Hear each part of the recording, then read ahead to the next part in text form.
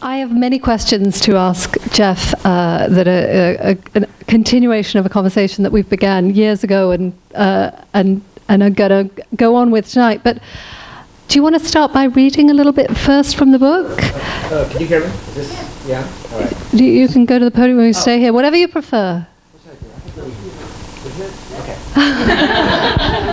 I'll just start with just a little bit of the introduction from the book, because I'm not going to assume that everyone knows what it is, what the book is, that is. The book is a curious thing, and it began as kind of a joke, but it's no longer a joke. It's still partly a joke, obviously. So anyway, here's the beginning of the book, Notebook Initial Public Offering. A friend suggests that I should start by telling you something about this book, and I guess he's right. So what is this book? This book is a small selection from a big stock of brief essays that I have written every day, one a day, over the course of what has come to be many years. Funny how remembering a standing date can make you forget the passing of the years during which you keep it. I write and disseminate these essays on Facebook, using its little noticed notes option. I also revise them there, and revise them, and revise them, and revise them. One of the many charms of the notes function on Facebook is how it allows you to revise to what you've already virtually published to your heart's content. I am put in mind of a remark a friend made about an advertisement for a Sunday brunch, which included, quote, all the Chablis you care to enjoy, and then some, my friend Riley remarked. My point being that the notes option on Facebook allows you to perform all the revisions you care to enjoy, and then some. Many is the day that I have mostly spent making small and large changes in the brief meditation pertaining thereto. I return now to the task at hand. What are these brief essays? Anyway, okay. Let me say first of all something about the form of the essays. They usually begin with a quotation, typically literary or philosophical in nature, although sometimes some relatively recent or out-of-date biography of Eleanor Roosevelt, or a handbook to Hawaiian flora and fauna, or a study of Liu Khan, or a guide to Madrid, or a living letter from a dead friend, or something else that happens to catch my eye that day. That said, I should say that what will be apparent from even a casual glance at this tome, this book, there are a few key texts to which these little essays, like so many homing pigeons or callers to the heart, are forever returning. I won't burden you with listing these greatest hits or explaining why I keep coming back to them. That, I hope, will become clear through the essays themselves. These quotations are followed by what I have to say more or less directly about them. The relation between what I talk about in the essay and the text about which I am supposedly talking may not always be as explicit as those of us accustomed to the contemporary protocols of critical responsiveness are trained to expect, but they are certainly always incited by it. They are as much incited by them as a hidden God, or a powerful parent, or a love or a loss that touches everything we do, often most tellingly, by not saying so and not saying how. And they are continuously informed by them, sometimes sounding them out just by sounding like them when they seem to be talking about something completely different. It's like the time years ago when my mother's oldest brother told me over a picnic table in a small town north of Spokane that I had my mother's laugh, by which he meant I bore her whole being. Following the body of the essay, there is usually a footnote that echoes and expands upon the writing that has preceded it.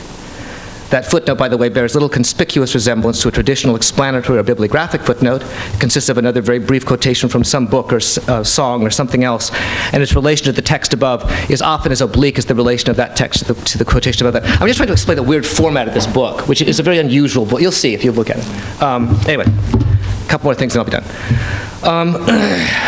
Over time, I have grown closer. These essays have changed over the years. As you know, if you've looked at my project, they've changed over the years.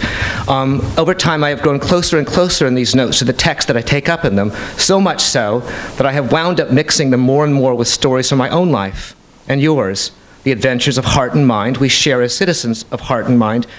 We share as citizens of a state of heart and mind whose messages are conveyed by social media, ranging from the most well-preserved canons and commas to the bright lights and warp speeds of the internet. As the years have passed, these notes have grown less and less formal expositions and explications of the text where they get their start, and more emulations and extensions of them. And actually, I think I'll stop there and just give you one example, and then that'll be that, because this is one that I actually have. I spend a lot of time in various places. We all do, but one of the places I always go back to is Santa Fe, New Mexico. every summer, because I teach there. So I have a lot of pictures. I mean, there's lots of pictures, not that many pictures in the book, but every note is accompanied by a picture on the internet, and some of the pictures, many of the pictures are reproduced, although, well, I'll talk about that later. Anyway, so this is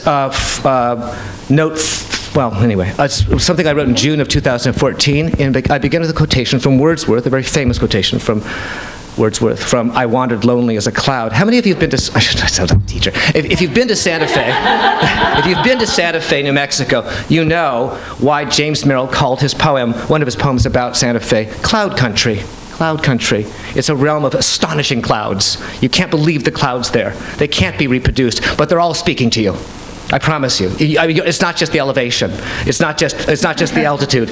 It's not just the drugs. They're speaking to you, these clouds. "For oft," this is Wordsworth, "when on my couch I lay in vacant or in pensive mood, they flash upon that inward eye which is the bliss of solitude, and then my heart with pleasure fills and dances with the daffodils." That's a famous line from the end of "I Wandered Lonely as a Cloud" by Wordsworth. Then I don't feel so bad. "You know those days when all you want to do is lie on the couch and make it go away. You're not even really sure what it is. You just know that it makes you too tired to do anything but lie on that couch. It doesn't even bring you to tears. All those things seem like they're headed that way. All you can think about is all you can think about is lying on that couch and dreading the next time you have to be around anyone else. So there you are, lying on that couch, and suddenly the sound of some stupid song or the sight of some stupid pretty scene will pass your way as if it's come just for you. And you think, maybe it really has come for you. Only not just for you. It comes for everyone else on that couch too. It's a big couch, though you only see your own small section of it. You suddenly know in a flash they're not as stupid as they seem, those songs. For one thing, they know how we're sad. And once you know they're not stupid, you know you can take it from there. Note, and then I don't feel so bad. Oscar Hammerstein, my favorite things. I think I'll stop there. Yeah.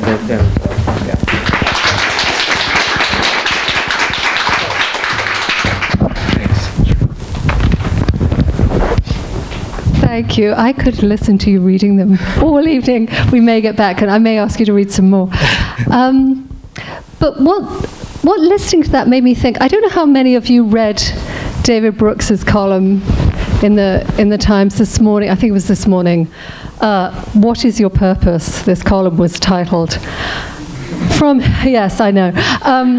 From David Brooks's #1 best-selling book, which is a sort of it seems, I haven't read it, not going to read it, but it seems to be David Brooks's quest into how we should all live a good and moral life, and how literature might help us do that. And he begins this column thus: "Every reflective person sooner or later faces certain questions. What is the purpose of my life? How do I find a moral compass so I can tell right from wrong? What do I do day by day to find fulfillment and deep joy?" These are good questions. I must say, reading them, David Brooks reciting them in the Times, does make me want to throw them out the window and and become a bad person. But and then he goes on to say that we have lost our moral authorities in this era, with the possible exception of David Brooks. And I submit Jeff Nunokawa, because I think that what you're doing is you're unembarrassedly, I think, kind of looking at literature and asking these texts and asking these images that you draw, how can this make me live a better life? And by better, I don't think you're saying, a more fun life for me, but you are asking a better life, how to be a better person in the odious David Brooksian sense. Am I right? You're absolutely. Yeah, and just to expand on that slightly, there's that great line of Fitzgerald that I think about a little bit every day. Fitzgerald says at the end of his life, in the notebooks, after everything, he says, "At last I had become a writer only. At last I had become a writer only," by which he meant, I've played my play, I've gamed my game, I'm no longer player, I'm just here. I've had enough play, it's time for prayer. And by prayer, I don't think, I don't mean, because that's a very important word for me, and I don't mean to a deity per se, some superb sense of some finished being, but rather just a sense of like being open, putting something out there which you, actually, I can put it pretty simply, Rebecca. I think what it has come to now is, what inspires me are the number of people who have come to me, either personally or either face-to-face or over the medium, to say, you know, I had a really hard time getting out of bed this morning, and you helped me, so thanks for that. And I feel like that is what, you know, if you're urged by a certain kind of sense, if you feel like after years and years of reading and being weird and doing this, that, and the other, you've washed up on the shore and you have something to give, and you have and that's what you can do, then you play that. That's my last hand. I hope it's not your last hand. You've got a way to go. Well, yes. You know what I mean? It's like I don't have any hope beyond that. I mean, people saying, "You helped me out of bed today." Yeah, I mean, and I don't mean just out of bed in some simple sense, but I mean like some sense that we could be better. Some sense that we can be better. Yeah. When you say prayer, I know you don't mean going into a house of worship and praying. It's more Madonna like a prayer. That's right. Kind of prayer, is it not? Can you say more about that? Yeah, I mean, this is what I frequently say to students when we discuss this. If I'm, you know, teaching Hopkins or teaching Stevens, they'll say, "Well, professor, are you religious?" And I say, "Well, I'll put it this way: I don't know if I believe in a God when you start, you know, assigning attributes to a first cause or to a logical necessity. But I certainly believe in prayer, and by prayer I mean addressing with respect and gratitude some dimension which you cannot identify, which you can't even know for sure is there. That's what I'm up to. I mean, when I mean up to, I mean kind of literally, that's when I'm up, that's what I'm up to. A kid said to me years ago, P.G. Sittenfeld, years and years ago, he said to me, you know, I was just starting out this project, and so many of the kids helped in ways that they don't fully know maybe. He said, wow, when you write those things, it must be interesting to not know who's there. To not know who's there. And that's what teaching is. Well, you know this. That's what writing is. When you're really on it, when you say, I've got nothing to lose, here's my best hand. Look, miss, here's both my hands, Sloppy says at the end of Our Mutual Friend. I'm ready to work. Here's both my hands. Something like that. Yeah. Just to really fully kind of channel that. So let's go back to the very beginning of this. Facebook, you started using Facebook and you started using the note form. Why and to whom who were you addressing, and what was the very beginning? Well, actually... And did you know all along that this was... You didn't know all along? Oh, no. This is not right. Yeah, I had no idea. Yeah. Initially, this was just the merest kind of... I want to call it therapy. It was kind of a nervous tick. You remember this, Karen. You remember this. I mean, you were there. But what it came down to was you know, I teach, and I have these classes, and I would produce these. I was constantly producing these addenda to the lecture on the blackboard. Oh, and another thing, and I would produce these ridiculously lengthy addenda to my lectures. Finally, one of the kids said, Professor, some of those blackboard posts, they're like stream of consciousness.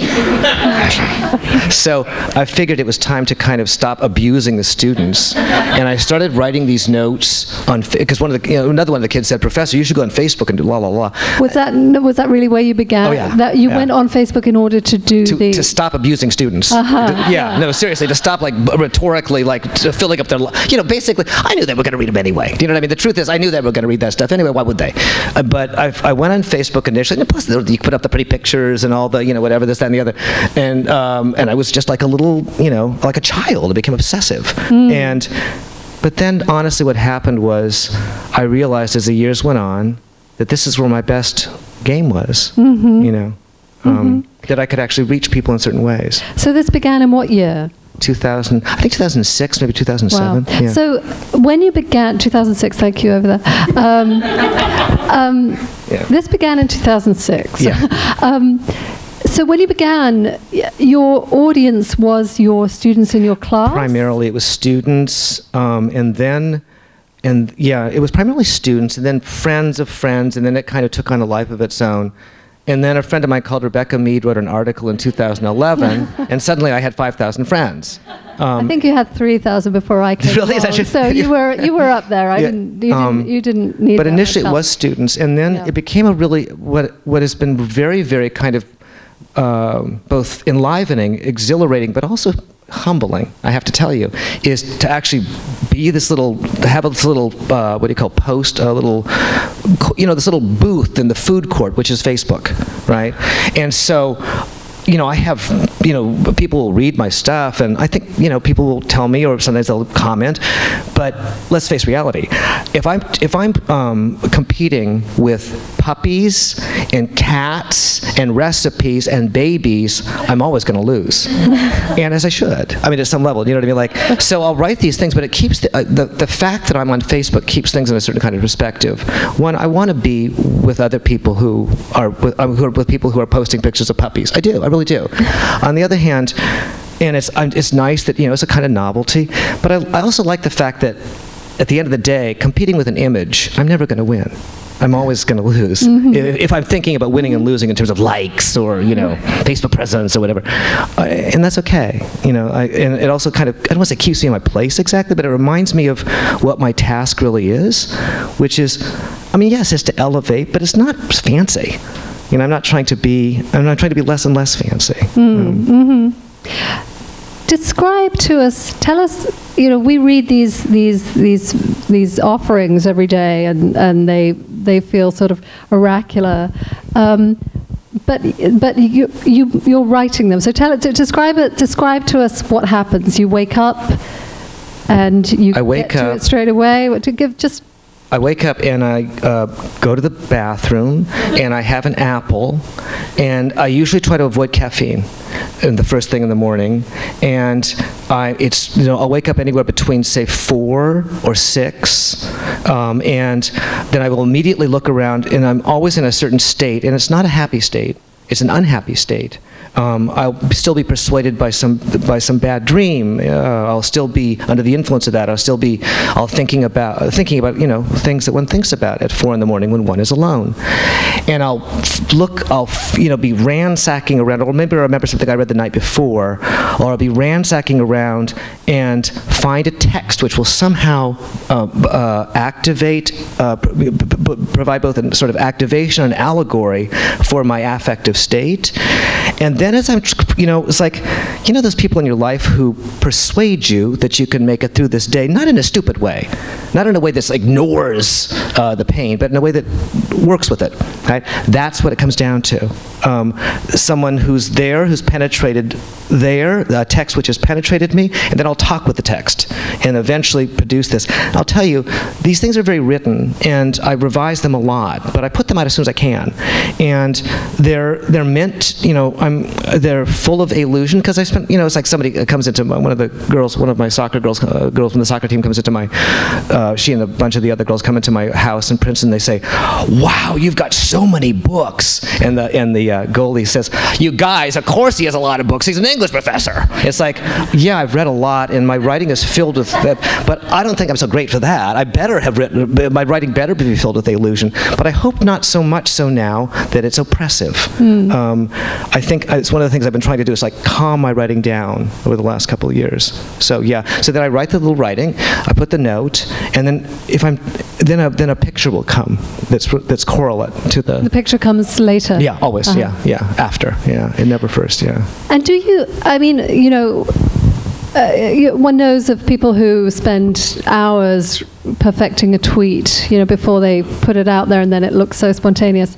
I don't know who might do that kind of thing, but do you have? So I'd imagined that you would have a list of quotations in your head that you want to draw upon. That think, oh well, I'll save that for Thursday or whatever.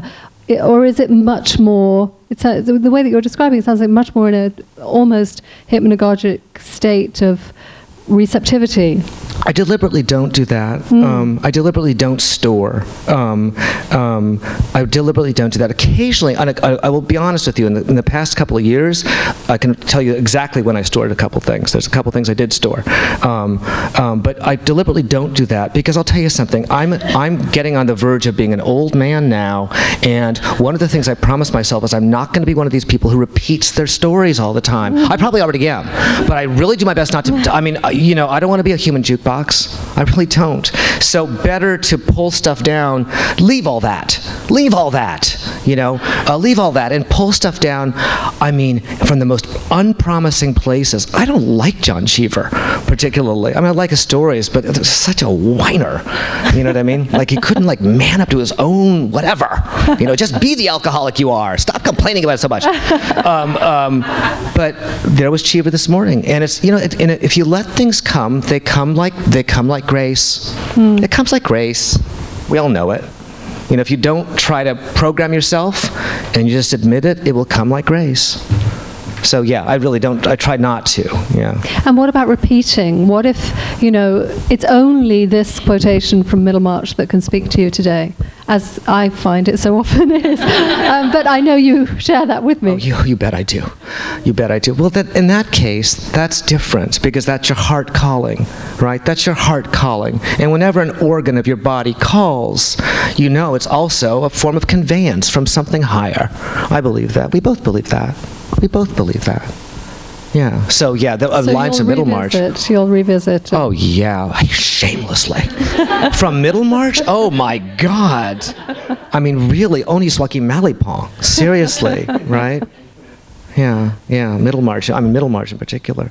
Yeah, when I'm looking through the book, I mean, your touchstones are, there's Middlemarch, there's Hopkins.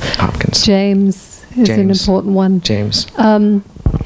These are all canonical writers. Yeah. Do you feel, I wonder whether, given in your time in academia, whether you feel that, that it's okay to go back to the camp. Oh, baby. Yeah. In fact, who was I just talking to? I mean, I feel like there's it's easy to confuse, but the thing is, kids they're not taken by this nonsense. But it's easy to confuse a certain kind of sense of, I don't want to go there. Let me just say, I don't have any problem with that at all. You know, I was trained as I was trained. I was trained at an early age, I was trained to the text I was trained to. I was taught the text. I was taught the beat of the text that I was taught. You know, I'm not ashamed of my heritage. My heritage it consists of a canon that we were catechized in New Haven and various other places at a certain moment in history. It's a certain place where the Protestants met the Jews, and that was that. And that was that. It's Chaucer forward, and that was that. And there's plenty of room. There's plenty of room. So there is a kind of invisible polemic at the level of choice. But I didn't mean it as a polemic. It's a kind of mid-century, melting pot poetic liberalism. There's no question. That's what we were taught. That's what we were taught. And I have no shame for that. It's not the only. I mean, there's lots of ways of putting together a book like this, but that's my canon. Yeah. And you're passing it on in this and making a case for it. I was speaking with one of our audience members here earlier who was telling me that she had read Middlemarch because of you, and that's a tremendous service to be doing, and to be highlighting a Yeats poem, a Hopkins poem, whatever, so that... Oh, my Chevalier, Windover. But no, I really appreciate your saying that. And actually, a friend of mine, whom I'd been out of touch with for a long time, and whom I'm now really back in touch with, and partly because he just published this biography of James Merrill, and he read my book. And he said, we were so besties, and in college together, everything together, bright college days, all that. And he said, Jeff, that book, what you're doing is passing on what we learned. And that is what I'm trying. It's a teacher's book. It's a teaching book. That's what it is. You passed on what we learned. And it's really true. Even the way, it sounds like the notes seem to be kind of, they'll sound a little bit like, what's that word, sententious or whatever to me. A little bit like that. And I'll think, what's up with that? But then I think, you know what? It's okay, because I am a teacher.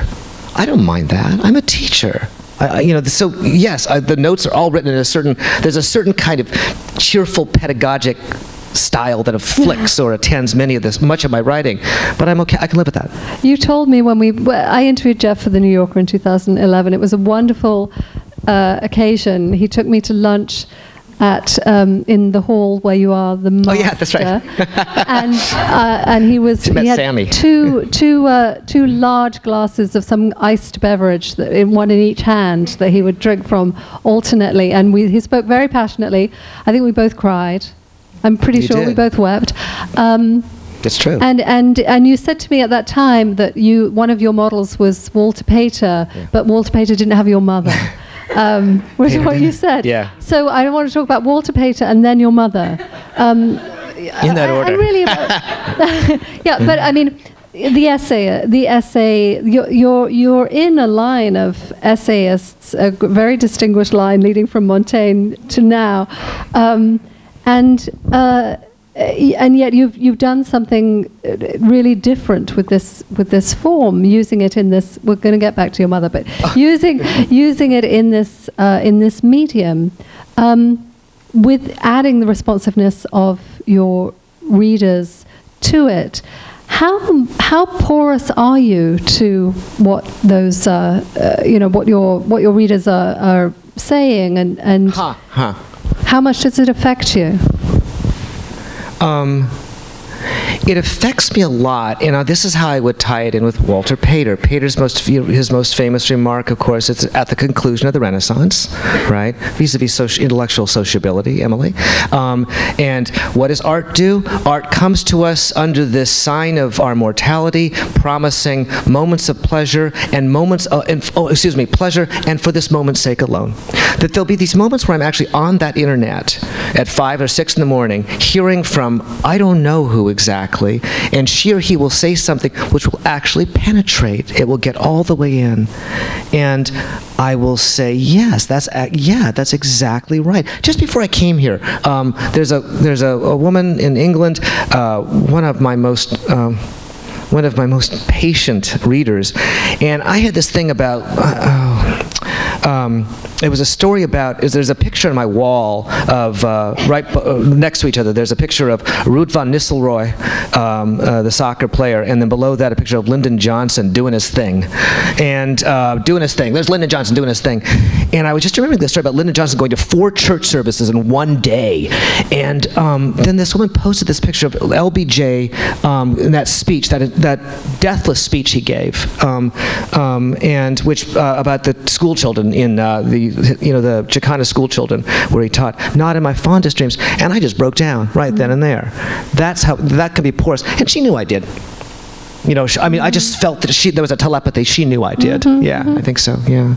So it must be quite a discovery after all these years of writing. You've written books before. Yeah. And you're in a room on your own.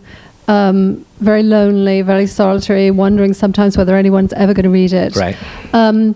And yet for you, the thing that for the rest of us is distraction from writing is the actual thing of writing itself. You're a genius to have figured this out. How to do the thing that everybody else does to escape their work. That's make really, it into your work. Yeah, that's really interesting that you say that, because that is one of the great, and I don't take this for granted. I am grateful for this every day. Something happened to me at some point. I don't know what it was. What's that great line from R.E.M.? My fall knocked a mean chip out of me. I've had my share, of losses, but something came along as I was writing this, and I realized I don't need therapy to write. Writing is therapy, and not just for me. And the only thing that I can ever do when I write now is to be constantly thinking, how can I make clear to other people that they can come along with me? This is. How can you be inviting and exactly. How can we do this together? Because I don't want to be that guy anymore. I don't want to be intimidating. I want to invite people in. I do. You know, I mean, I don't mean to criticize Henry James, but the only thing about, not so much James, but about the way that James is received, yes, people are intimidated by James. And if you look at him carefully, he's talking about very common heartbreaks, and he wants everyone in on the best treatment for these heartbreaks. The simple story in Henry James is the same story. A woman thinks that she's loved more than she is. How common is that story? Who doesn't know a version of that story where you feel lonely, a little abandoned, a little played, a little used? That's, with all that writing, all you have to do is to make that clear to people. You're just in the service of James, in service. I was interested in looking at the very first note that you have in the book, where you talk about, there's something in the way that you say, but what if the cost of being one of those people is that you get yourself lost? You get lost yourself. And there's another sentence here. I'm not by nature. Why don't you read it? Read us the first one. Then well, this is one of the most famous lines in all of Henry James, and it's where Isabel Archer says that she wants to be one of the people upon whom nothing is lost. One of the people upon whom nothing is lost. This is a very early thing. I wrote this years ago. This is me now. But what if the cost of being one of those people is that you yourself get lost yourself? Maybe such a lethal price tag can be avoided by careful shopping. I'm not by nature a careful shopper, but you try to learn what you need to learn before the learning comes too late. I'm not by nature a careful shopper. Adam, remember, there are no bad shops, only bad shoppers. I'm not by nature a careful shopper, but you try to learn what you need to learn before the learning comes too late. And then, of course, a line you know very well. It's toward the end of Middlemarch, and it's where the woman sacrifices her fortune. She has plenty left, but she sacrifices a good portion of her fortune to marry the man she loves, right? To marry the man she loves, Will. She says, please, I hate my wealth. I hate my wealth. I will learn what everything costs. I will learn what everything costs, she says. And I just always think those two, I mean, they're in dialogue. They're talking about telepathy. They're in dialogue with one another. Right. I should point out that Jeff actually revised his writing in reading it aloud there too. Did I? Yeah, you missed a word out. Was it because the editing never get? Yeah, exactly. What I found so striking about this first one here is when you use the you say, but you try to learn what you need to learn, and the you is the generic you. It's the impersonal you. But as the notes go on, the you becomes the personal you. Yeah. It's the second person pronoun, singular and increasingly plural, and you're really addressing somebody. That's super right. Who are you addressing, and who do you picture? What do you see?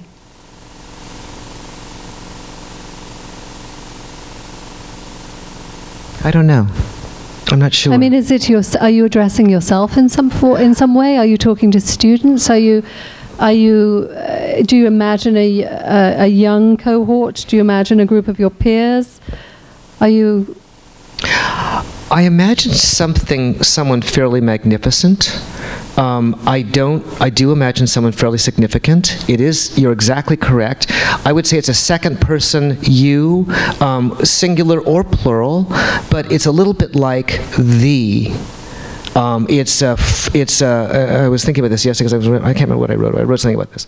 And it has something to do with the sense of a better you, a higher you. You as in I and thou you. You as in we can do this together. You as in you, the last title from Charlie Chaplin's City Lights, where the girl is suddenly made to see, as in the Bible, brought to sight by Charlie Chaplin himself. She was a flower girl, and now she owns a flower shop, and he comes to her. And the last frame of what should have been the last silent movie Charlie Chaplin made, although he chose to make one more after that, even though he didn't need to, the flower girl looks at him, and the frame is, you? You? That's the you. The you of the Cole Porter song, the voice inside keeps repeating, you. That you. That you. We know it. You know it when you see him. I've got to say, that was an awesome answer. I'm dazzled. Let's talk about your mother. who throughout this book, I know she's a real person, but she's a literary character of many dimensions. I feel I know her, and I'm very, very fond of her. To what extent do you feel that you've constructed her as a literary character? Super good question. I think, the truth is, years ago, actually, before any of this, I was at this party, very fancy, very scary woman's party, and Liz Weed, you may know who she is, Elizabeth Weed, very fancy feminist, and I was saying to her, I said to Elizabeth, I said, I send this picture, my mother sends these pictures to me every Christmas, her annual Christmas card, and her most recent picture was of herself on a camel. Now my mother, I don't know if the phrase ma kettle means anything to you, just imagine Protestant, hick, Eastern Washington State. My mother's all that, and she's not apologetic in the least. It's, bless her for it. And she's her on top of a camel. You've seen that picture. You know what I'm talking about. With basically a cowboy hat. And I said to Elizabeth Weed, why would she send me that picture? She knows I'm going to tease her. And she said, Liz Weed looks right at me and she says, because she trusts you. She knows you'll tease her in the right way. My mom dips in and out of this stuff, but she knows that I will litterize her. I will make her a literary figure in the right way, not in a disrespectful way. Also, something else. I'll tell you something else. I just want to mention this.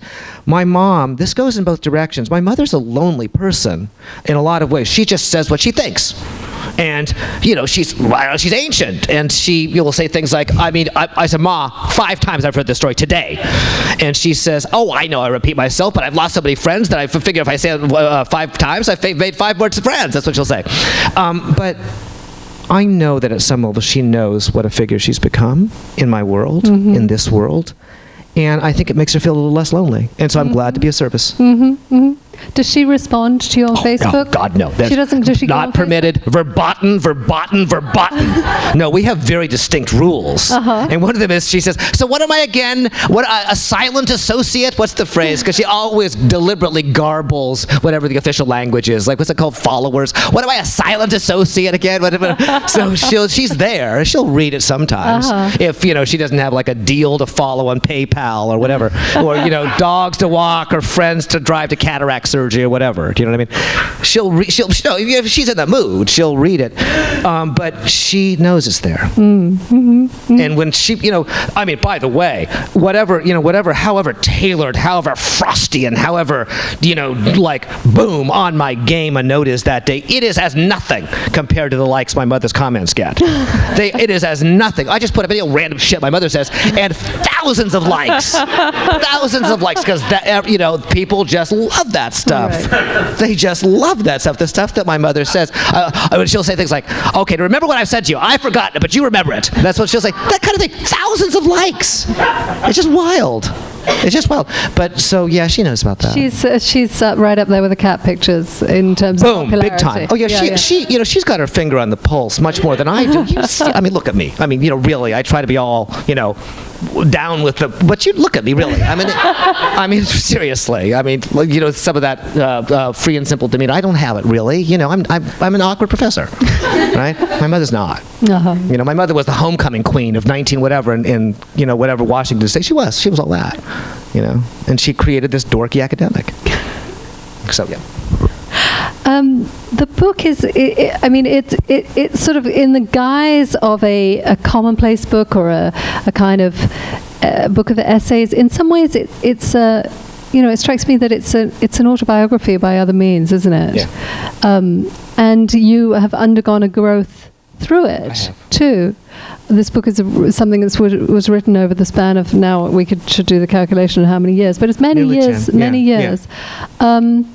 How would you characterize the growth that's happened through the pages of this book?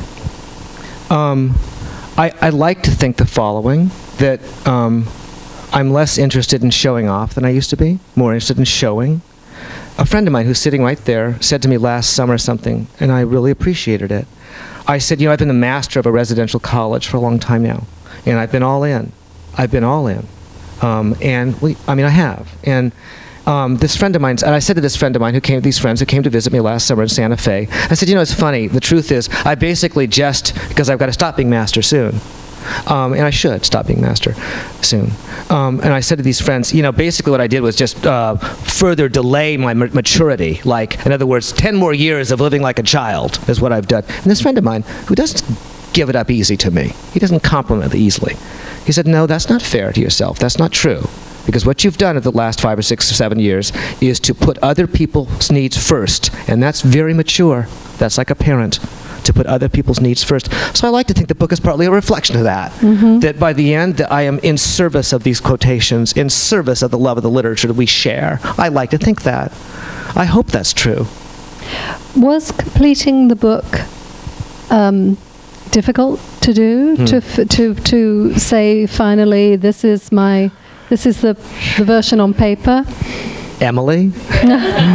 Emily was the first and the most brilliant of a series of students who helped me bring this book into being, who really did help me bring this book into being. Oh my God, Emily, I was just looking through some of those things that we'd say, this one. The selection process was overwhelming. Because there are how many altogether that you were choosing from? Thousands. Actually, many more than the numbers I say. As Emily pointed out to me, I actually lost, and also that I sequestered a whole bunch of them. There's just thousands and thousands and thousands. And if I didn't have Emily and a few other people, this book would never have come into being. Never.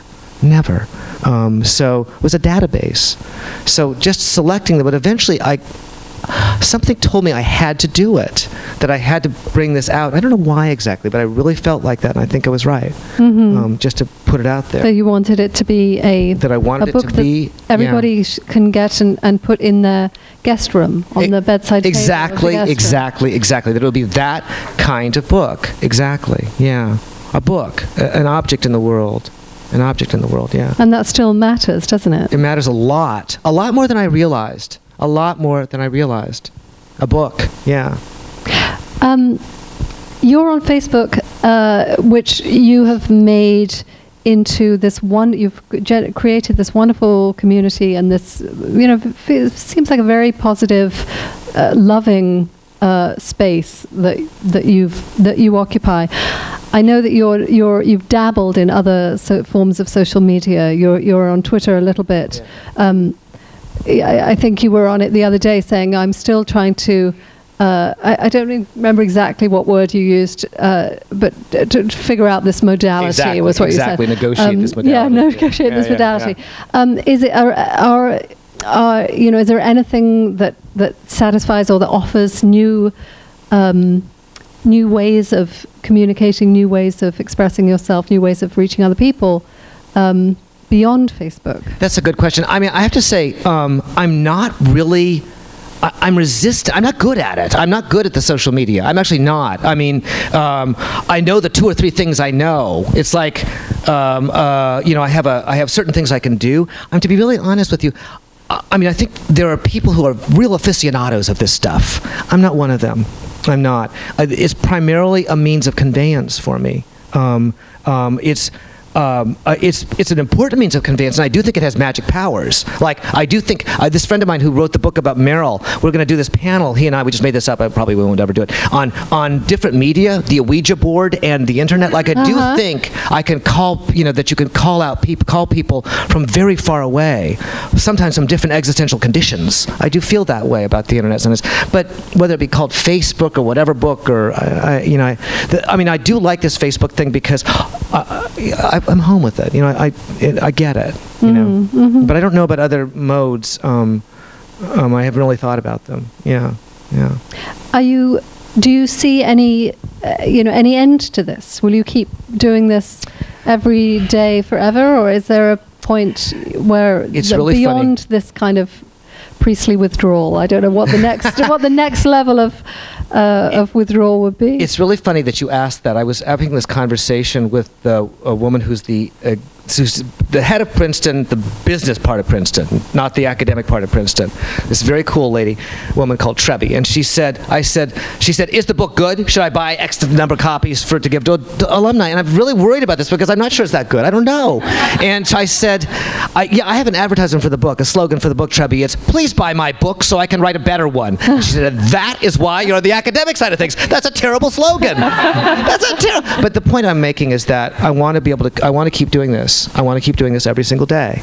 I feel like I'm doing a service, and I feel like it would be reinforced if the book did well enough. Do you know what I mean? I don't care if the book is like, I don't expect to. You know, I'm not silly, but if the book does well enough, then I don't know, somehow feel like authorized to keep going. I can go to the dean of the faculty and say, with straight up, look, I'm doing something real. Do you know what I mean?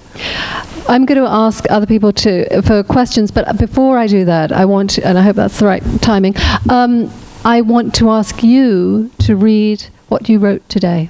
Yeah. For those who haven't read it yet.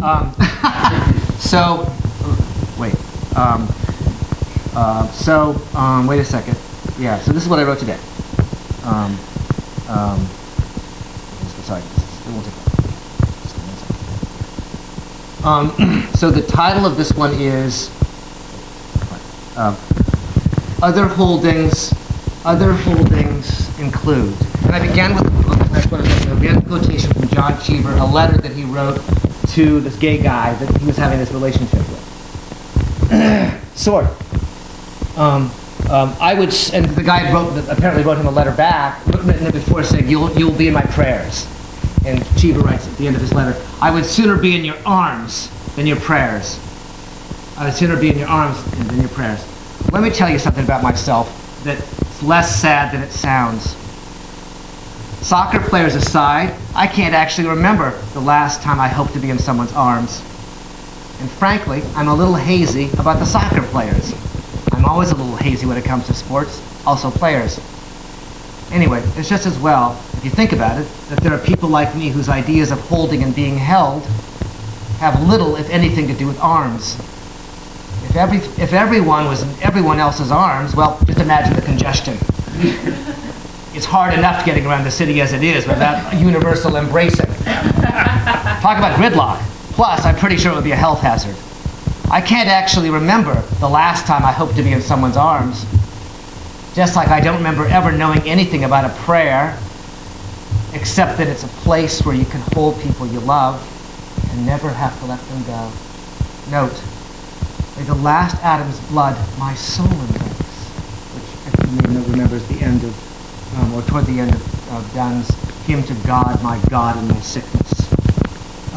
May as the first atom's sweat surrounds my face, as the first atom's sweat surrounds my face, remember he's playing with the two atoms, as the first atom's of sweat surrounds my face, may the last atom's blood my soul embrace. And then there's a picture of that soccer player in the LBJ. Wonderful. Thank you so much, Jeff. We are running low on time, but we do have a moment for a question or two. If anybody in the audience has a question for Jeff, I'd be glad to bring you a microphone. Don't be shy. Anybody? Anybody?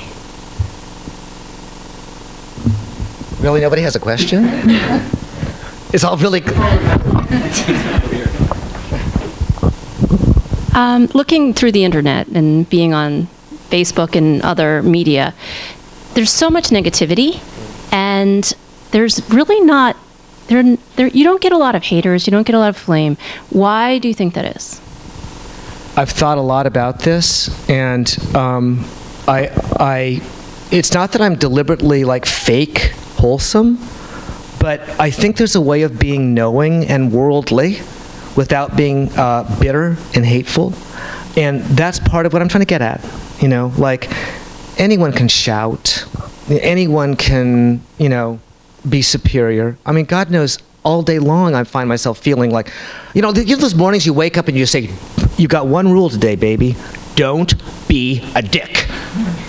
Don't be a dick. When I was young, I used to be afraid of my anger because powerful people would hurt me. Now that I'm old, I'm afraid of my anger because I could hurt someone. So when I go on this thing, when I'm public here, I try to hear the voices that are most gentle and calming. I try to remember, Bobby Kennedy quoting Aeschylus in Indianapolis. Well, the awful, what is it? The awful, the awful sort of whatever of pain will bring us to a certain calmness and godliness. That's what it is. I mean, or to put it more simply, everyone's hurting. We all know that.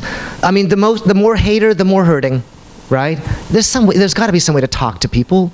That's my politics. That's my ethos in these notes. There's got to be some way to talk. So yeah. I think we have time for one more in the middle.